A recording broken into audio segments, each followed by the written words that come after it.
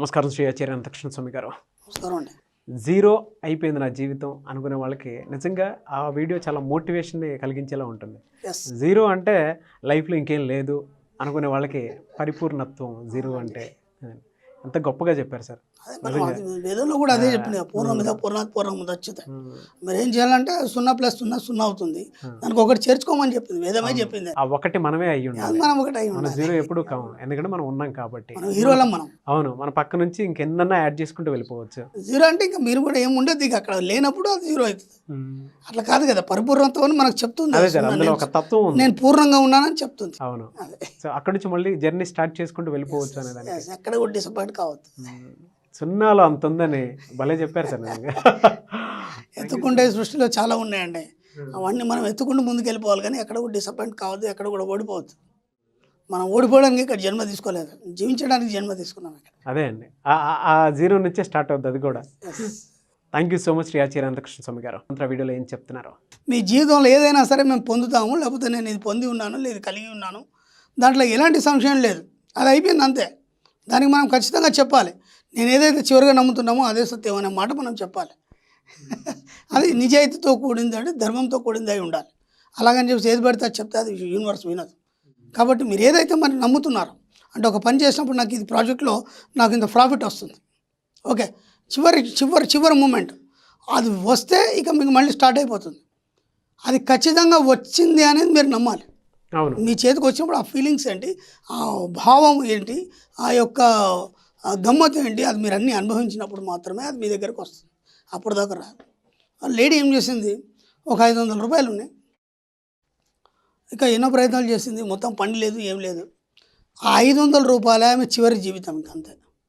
అవి అయిపోయిందంటే ఇంకో దారి లేదు ఇక బతకడానికి. ఓకే, ఇప్పుడు ఆమె ఏం చేసింది, పిల్లలకి ఫుడ్ తీసుకురావాలి, రూమ్లో కూర్చుంది ప్రశాంతంగా.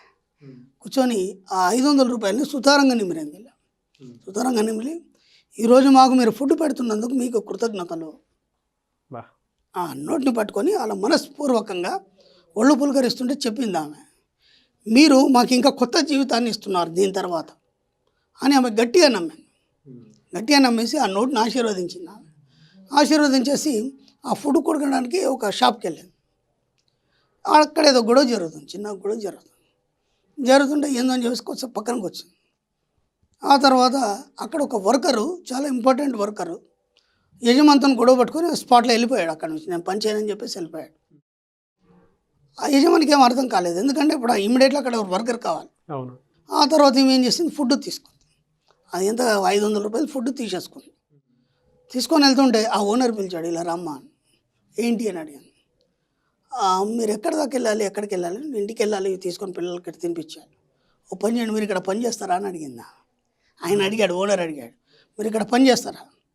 ఓ చేస్తాను బ్రహ్మాండంగా. ఎంత ఇస్తారు, ఎంతో కొంత మాట్లాడుకున్నాను. నేను పిల్లలకు ఫుడ్ ఇచ్చేసి వస్తాను. సరే వెళ్ళరండి. పిల్లలకు ఫుడ్ ఇచ్చేసి వచ్చింది. అక్కడ ఆమె వర్కర్గా చేరింది.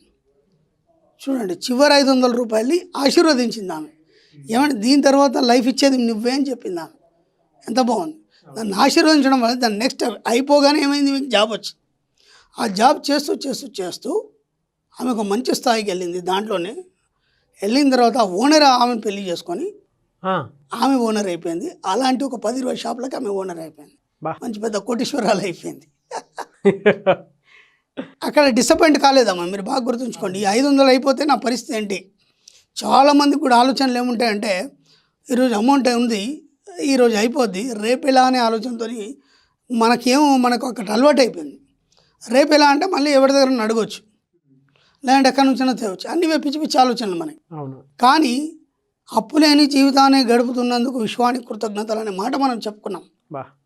ఇంత చెప్పినా ఇప్పటి వరకు ఆ నోట్లోంచి ఆ మాట వెళ్ళదు ఎవరికి. ఎందుకంటే అప్పుకి అలవాటు వెళ్ళిపోయినారు, అప్పుకి అడిక్ట్ అయిపోయినారు. ఆ చివరి రూపాయి ఉన్న రోజు కనుక మీరు ఈ మాట చెప్పగలిగితే మీకు అప్పు చేసే అవసరం లేదు. తర్వాత దారి నువ్వే చూపిస్తావు. ఏమంది, ఇది చివరి నోట, దీని తర్వాత దారి చూపించేది నువ్వే, మనస్ఫూర్తిగా ఆశీర్వదిస్తున్నాను అంది. అప్పుడు దానికి తగ్గట్టుగా ఏదైనా ఒక లింక్ దొరుకుతుంది మీకు. ఆమెకు అక్కడ దొరికింది, మీకు ఇంకేదైనా లింక్ దొరుకుతుంది. అవును, రీసెంట్లీ నా దగ్గర ఒక క్యాండిడేట్ వచ్చింది, ఇలాగేమో మంచి బిజినెస్ చేస్తుంది, అంతా బాగుంది, ఈ కరోనా టైంలో బాగా లాస్ అయిపోయింది, ఏం చేయాలో అర్థం కాని స్థితి.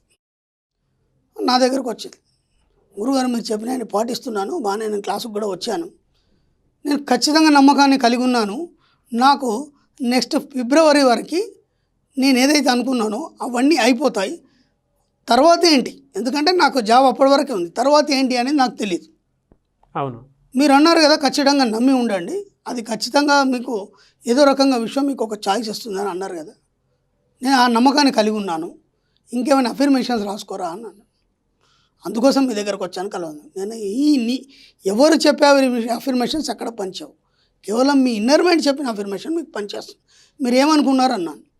నేను ఇలా అనుకున్నానండి, ఫిబ్రవరి తర్వాత ఇంతకంటే మంచి కంపెనీ నుంచి నాకు ఆఫర్ వస్తుంది. అదే నమ్ము, ఇంకా మళ్ళీ నాకు అడిగేదేముంది.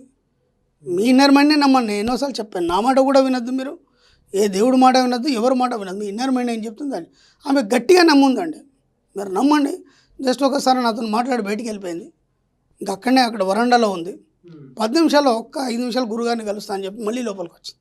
మళ్ళీ ఏంటమ్మన్నాను, నేను చెప్పినట్టుగానే ఫిబ్రవరిలో ఇంకో పెద్ద కంపెనీ నాకు ఆఫర్ ఇచ్చిందండి. బా ఆ సంతోషం మళ్ళీ మీకు చెప్పి వెళ్దామని వచ్చింది ఆమె. ఆ నమ్మకం అనేది అంత బలంగా ఉండాలి మీకు. ఆమె ఎప్పుడైతే నమ్మిందో దీని తర్వాత నాకు ఇంకా చాలా లైఫ్ ఉందని, 500 రూపాయల నోటు తర్వాత నాకు చాలా గొప్ప లైఫ్ ఉందని నమ్మింది కాబట్టి ఆ లైఫ్ విశ్వాన్ని ఇచ్చింది. అదే ఈ 500 తర్వాత నా పరిస్థితి ఏంది అని క్వశ్చన్ పెడితే విశ్వం కూడా అలాగే చూస్తూ కూర్చుంటుంది. నేను ఒకసారి చెప్పాను, మీరేం చెప్తే అదే చేస్తుంది విశ్వం, కొత్తగా ఏం చేయదని చెప్పాను. అవును. దానికి మంచి చెడు తెలియదు, మీరు అడిగినప్పుడు మాత్రమే ఇవ్వబడుతుంది. ఎన్నోసార్లు చెప్పుకున్నాం, జీసస్ క్రైస్ట్ చెప్పాడు, అడుగుడి ఇవ్వబడును, మీరు అడిగినప్పుడు ఇస్తుంది, మీరు అడిగినప్పుడు ఇవ్వదు. అది ఎంత బాగుంది చూడండి, ఆమె లైఫ్ ఎలా మారిపోయింది. ఇక్కడ మన ఎగ్జాంపుల్, లైవ్ ఎగ్జాంపుల్ ఇది. ఆ అమ్మాయి వచ్చి ఎంత సంతోషంగా చెప్పింది, ఫుల్ హ్యాపీ. అంటే ఆ నమ్మకం అనేది అలా కలిగి ఉండాలి. అలాగే ప్రతిదాన్ని మనం ఆశీర్వదించాలి. మన దగ్గర ఉన్న వస్తువులు కానీ, మన చుట్టుపక్కల అట్మాస్ఫియర్ని కానీ, ఉదయం లేవగానే కానీ ప్రతిదాన్ని మనం ఆశీర్వదిస్తూ పోవాలి. ఇంతకుముందు మనం రైతుల గురించి చెప్పాం, పంటను ఆశీర్వదించాలి. ఎందుకు ఆశీర్వదించాలి? అది నీకు ఒక గొప్ప ధన సంపద, ఐశ్వర్యం ఇవన్నీ వదందుకు సిద్ధంగా ఉంది, అందుకని ఆశీర్వదించాలి. ఇలా ప్రతిదీ మన పనిని కానీ, లేకపోతే మనం ఆఫీస్లో అడుగు పెట్టే ముందు కానీ, అక్కడ ఉన్న అట్మాస్ఫియర్ ముందు ఆశీర్వదించాలి. అయితే నీకేమవుతుంది, అన్నీ అనుకూలంగా మారిపోతాయి. ఆశీర్వాదం అనేది మంచి పర్వం అండి, ఇది మనం స్పెషల్ క్లాస్లో చెప్తాం. చాలా బాగా చెప్పారండి. అంటే మీరు విశ్వంలో ఏది అడిగితే అది ఇస్తుంది అని చెప్పేసి ఖచ్చితంగా ఇస్తుంది. ఆ ఎగ్జాంపుల్ కింద కామెంట్లు కూడా అలానే పెడుతున్నారు చాలా పాజిటివ్గా, థ్యాంక్స్ టు యూనివర్స్ అని. సో అదొక ఇదైపోయింది. అంటే ఇంతకుముందు ఏంటంటే దేవుడే ఇస్తాడని ఒక కాన్ఫిడెన్స్ కలిగి ఉంటుంది. అంటే వాళ్ళకి అప్పుడు విశ్వం అనేది తెలియదు. కాబట్టి ఏది ఇచ్చినా దేవుడు, మన ఇంట్లో పూజ చేస్తే దేవుడు కావచ్చు, లేకపోతే మనం మొక్కుబడులు చేస్తే దేవుడు ఇస్తాడని అనుకున్నారు వాళ్ళు. మన ఈ సబ్జెక్ట్లోకి వచ్చిన తర్వాత వాళ్ళకి ఏం తెలిసిందంటే దేవుడు కాదు, మనం ఏదైతే నమ్ముతున్నామో దాని రూపంలో విశ్వం ఇస్తుందనేది తెలుసు. ఇప్పుడు దాన్ని దేవుడిని కానీ, లేకపోతే మనకు ఏదైతే తెలిసిన దేవుళ్ళు కానీ, లేకపోతే ఒక మహాత్ముని కోరుకుంటే ఏం కోరుకుంటాం మనం? ఇప్పుడు నాకు సంవత్సరం సంతానం లేదు, అయ్యా నాకు సంతానం కావాలని కోరుకుంటాం. ఓకే, ఆర్థిక ఇబ్బందుల్లో ఉన్నాను, నాకు ఆర్థిక ఇబ్బందులు కొద్దిగా విముక్తి కావాలని కోరుకుంటాం. పెళ్ళి కావట్లేదు, పెళ్ళి కావాలని కోరుకుంటాం. ఇవి లిమిటెడ్ అనమాట, ఈ కోరికలను లిమిటెడ్. ఇప్పుడు విశ్వాన్ని అడిగినప్పుడు ఏం జరుగుతుందంటే అనంతం, అది ఎంతైనా కోరుకోవచ్చు, ఎంత అని ఇస్తానే వాళ్ళకి నిజం తెలిసింది కాబట్టి ఇప్పుడు అందరూ విశ్వము యూనివర్స్ అంటున్నారు. అదే ఎందుకంటే ఎగ్జాంపుల్స్ కూడా వాళ్ళకి ఏమో జరిగినాయి. అవును, జరగడం వల్ల వాళ్ళకు కూడా ఒక క్లారిటీ వచ్చింది, ఇది ఎంతవరకు కరెక్ట్ అనేది. లేకపోతే ఊరికే విశ్వం అని ఎలా అంటారు? వాళ్ళకి జరిగింది కాబట్టి నమ్ముతున్నారు, ఆ నమ్మినట్టుగా పొందుతున్నారు, ఆ పొందడంతో చాలా ఆనందాన్ని అనుభవిస్తున్నారు. ఎస్, కాబట్టి ఏది ఇచ్చినా మనకు విశ్వమే ఇస్తుంది. ఏ గురువు ఇవ్వడు, నేను ఓపెన్గా చెప్తున్నాను, మళ్ళీ ఏ దేవుడు ఇవ్వడు, ఎవరు ఇవ్వరు. ఆ విశ్వంతో కనెక్ట్ కావాలంటే ముందు మిమ్మల్ని మీరు అంతర్లీనంగా వెళ్ళి మిమ్మల్ని మీరు ప్రశ్నించుకోవడం, మిమ్మల్ని మీరు జవాబులు ఆడుకోవడం తప్ప ఇంకెవరిని అడగకండి. ఆటోమేటిక్గా ఆ ఇన్నర్ మైండ్లో ఉన్నటువంటి ఆ వ్యక్తి ఎవరైతే ఉన్నారో విశ్వంతో డైరెక్ట్ కనెక్ట్ అయి ఉంటాడు. ఆయనతో నేను చెప్తే అది విశ్వం ధర మీకు తీసుకొచ్చిస్తాడు.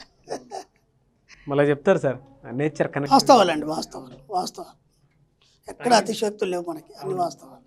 Thank you so much Shri Acharya Anantakrishna Swami గారు. థ్యాంక్ యూ అండి.